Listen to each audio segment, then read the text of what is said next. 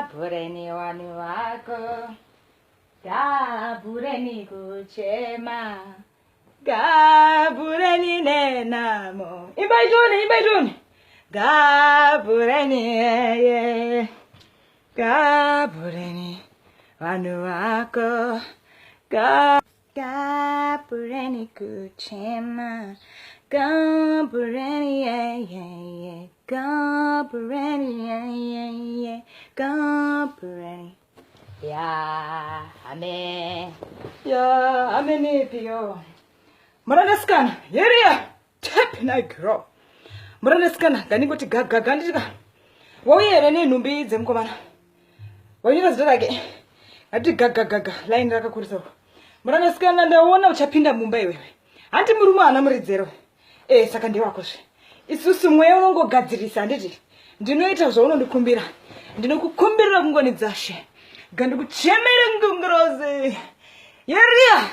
Haka. Tepena igero. Zvakanaka mambo. Tepena igero. I surely wonder. Step. Trona. Yeah. Zvakanaka. Ongwishe. Ewe ishe. Ndauya nenhumbi dzake. Ewe. Totenda ishe. Ewe. Ndoda kupinda mumba.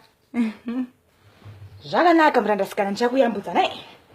Saka takusvika katowadzi Christmas uyu. Ini ndandikumbire chakawanda. Ndinongoti uyane 2 liter yako ye-cooking oil. Anditi uya nemazowe. Uya nehuku broiler. 2 kana 3. Uya nemaremoni une problem yemudumbu. Da kukuyeresa mudumbu wako. Uye ndikuna matirere msikana. Ayo ndaona pinda mumba. Ndakumbira kune Ngirozi. Mbiri mudzimu unaero atitaurira wakatiti ndikudze msikana kuti zvaita. Asi dai wangori umwe iwe wanamata. Because honde kumushe kwenyu ihondo huru murandasikana. Apa ndikutokuchemerera but kumusha kwako kune mweya usikiri kuti kupinde mumba mwanasikana.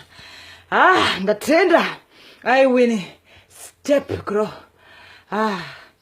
Amen.